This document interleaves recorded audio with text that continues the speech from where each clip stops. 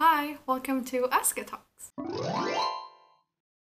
Seperti judul dari video ini, aku akan jawab beberapa pertanyaan yang udah aku kumpulin dari Instagram aska.talks. Jangan lupa di-follow dulu kalau kalian belum follow, karena di Instagram itu biasanya aku share banyak informasi tentang mentoring, coaching, dan juga private consultation, serta informasi-informasi tips, trik, dan sharing lainnya terkait study abroad, scholarship. Nah, kita mulai dari yang pertama, dari @peaceme, peace everyone. Pertanyaan nomor 1, what did you do to prepare your English requirement? If there are more than one, please kupas tuntas. Yang kedua, what did you write for essay? Apakah kriteria essay semua itu berbeda? Kalau beda, please tell us the general criteria too. nah, kalau teman-teman udah ikutin channel Aska Talks, mungkin bisa di-scroll di bawah, aku udah sharing beberapa tips, ada 3 video kalau nggak salah tentang penulisan esai. Jadi aku jawab dulu pertanyaan pertama, what did I do to prepare my English requirement? Khususnya untuk ngambil tes IELTS, pada saat itu tuh aku les di IALF, aku nggak tahu cara bacanya, tapi aku sempat les di situ di IALF Jakarta di Kuningan. Pada saat itu aku ambil kelas yang sekali seminggu, dan di situ lebih ke dikasih tahu gimana tips cara jawab soal-soal IELTS, karena memang punya strategi sendiri gitu ya. Selain itu, aku juga ngumpulin bank soal dari internet. Sebenarnya gampang banget sih, tips yang aku kasih tuh semua balik lagi ke kedisiplinan dan kerajinan diri kita. Terus juga latihan writing, speaking, especially listening, dan juga latihan speaking di kaca sendiri sambil kita record atau ngomong sama temen. You have to really start it yourself. Nggak ada yang instan, oke? Terus pertanyaan kedua, apa yang aku tulis di esai, apakah kriterianya beda? Tergantung esai apa. Jadi di universitas itu biasanya udah ada guidance-nya. General good essay criteria yang jelas, nggak usah gunakan English yang terlalu complicated tapi ternyata salah gitu ya. Stick to simple English as long as pesannya itu sampai. Terus juga kasih tahu apa hubungannya goals kamu dengan kamu belajar jurusan ini gitu. Jadi jangan cuman kayak, oh, I want to apply to your university because it's the best, tapi explain why, because it's the best, it's also the best for you. Jadi kayak, I want to study communication because in the future I want to apply this to blah blah blah gitu ya. Jadi jangan malah kayak memuji si universitasnya. Overall sih itu, tapi bisa cek lagi di video-video aku sebelumnya. Requirements selain esai, banyak sih, tergantung kampusnya dan tergantung scholarship-nya gitu. Oke, jadi teman-teman untuk yang nanya requirements, I will never answer it because it's very different. It ranges dari mulai universitasnya apa, scholarship-nya apa. You have to really do your research yourself. Pertanyaan selanjutnya dari @dilah. Halo Kak Aska, aku udah ngikutin Kak Aska udah lama, thank you. Mau nanya dong Kak, gimana cara membuat opening essay yang menarik dan beda dari yang lain? Ada nggak tips bagaimana menghubungkan benang merah antara essay satu dan lainnya? Mungkin ini maksudnya untuk chevening ya, karena untuk chevening itu kan esainya ada 4 ya. Pertama, opening essay yang menarik itu adalah gunakan hook. Di video sebelumnya aku udah bahas tentang hook gitu ya. Jadi you can also look it up on the internet. Hook itu maksudnya apa? Opening essay yang membuat yang baca itu tertarik di kalimat pertama atau di 2 kalimat pertama. Terus gimana biar menghubungkan benang merah?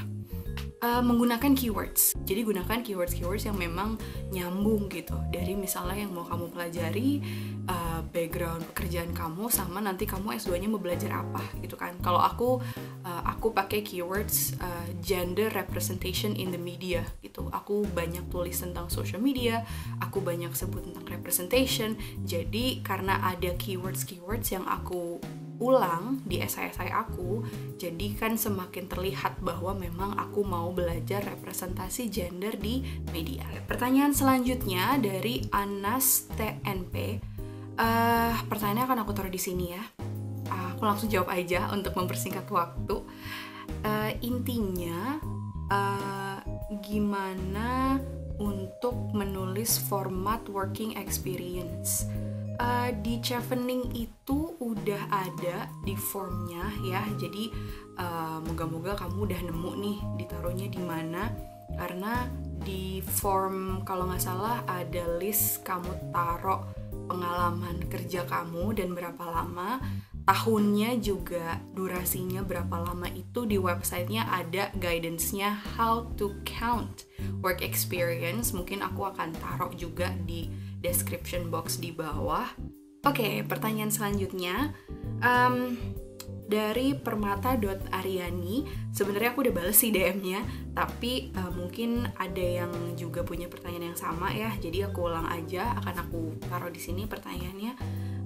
Dia nanya tentang apa aja informasi dari UK policy about women in the media yang bisa dimasukkan ke esai. Oke, ada beberapa teman-teman yang DM aku dan bilang mau belajar gender and media, specifically di UK juga, dan nanya apa yang aku tulis di esai. Aku nulis, isu yang aku tulis itu tentang nikah muda sebenarnya, dan bagaimana aku bisa belajar representasi gender di media agar aku bisa membantu membuat konten-konten juga yang lebih ramah gender, khususnya untuk menekan angka nikah muda lewat awareness atau campaign-campaign. Umumnya sih seperti itu ya gitu. Anyway, nah aku tuh nggak terlalu fokus ke UK policy karena in my case nggak relevan. Aku fokusnya memang case nikah muda di Indonesia, tapi aku sambungkan dengan apa yang akan aku dapat di kampus di UK gitu. Jadi mungkin untuk beberapa dari kalian, kalian perlu untuk tahu policy di UK yang kemudian misalnya bisa kalian contoh untuk diaplikasikan ke Indonesia, tapi itu bukan case aku gitu. Jadi aku langsung aja lihat khusus dari risetnya kampus, terus dari dosennya, dari mata kuliahnya, bagian apa sih yang kemudian bisa berguna untuk aku dan yang mau aku pelajarin. Oke, pertanyaan selanjutnya itu adalah tentang gimana menjawab esai dari, kalau nggak salah ini beasiswa dari Korea Selatan ya. Aku kurang paham jujur karena aku nggak tahu juga apa yang diminta dari beasiswa ini, tapi dia nanya apakah harus pakai past, present, dan future. Pertanyaannya itu adalah apa alasan kamu ingin kuliah ke luar negeri dan apa motivasi kamu ingin kuliah ke luar negeri. Menurut aku, format past, present, dan future itu sangat membantu untuk mendorong justifikasi kenapa sih kamu itu perlu belajar, baik itu ke UK, ke Korea Selatan, ke negara apapun. Jadi untuk pertanyaan ini juga kan yang ditanya apa alasan ingin kuliah ke luar negeri. Alasan itu kan pasti datang dari diri kamu sekarang dan mungkin juga dipengaruhi oleh pengalaman kamu sebelumnya. Format past, present, dan future itu memang sangat bisa diaplikasikan untuk esai-esai beasiswa karena membantu kamu untuk menjustifikasi your story and your journey. Kenapa sih kamu gitu? Jadi biar nggak kayak tiba-tiba ya aku pengen aja belajar di luar negeri gitu. Jangan sampai kayak gitu. Itu kenapa justifikasi your past dan juga future plans penting banget. Pertanyaan selanjutnya, how do you connect the idea to study gender studies karena skripsi atau pengalaman kerja? Karena both sih sebenarnya. Terus juga apakah dibahas di keempat esai? Berarti untuk Chevening ya. Secara tersirat aku bahas di esai leadership dan networking. Jadi karena aku fokusnya itu di gender equality, aku tuliskan bagaimana aku itu orang yang memang dalam pekerjaanku selalu mengedepankan gender equality misal. Nah, kalau kamu tahu argumen kamu itu mungkin sekarang weak, try to add supporting arguments gitu. Jadi coba deh disambungin, misalnya apakah kamu punya pengalaman volunteering, berarti kan professional experience, pekerjaan. Apakah kamu pernah mengerjakan suatu project di kantor yang ada hubungannya dengan gender atau public policy. It's all about your life, so you are the one who should know it gitu ya. Tapi kalau aku bisa kasih saran, mungkin lebih fokus ke your work experience instead of your academic experience. Karena kan kadang kita belajar di S1 tapi beda prakteknya pada saat kerja gitu. Tapi kalau kamu bisa kasih justifikasi dari pengalaman kerja, itu lebih meyakinkan, karena kan meaning you know the field gitu. You already know what's happening, you already know how to make it better. Oke, sekarang pertanyaan terakhir dari Viola Edwina. Hi Kak, do you mind to share your reason to choose LSE Media and Com Department?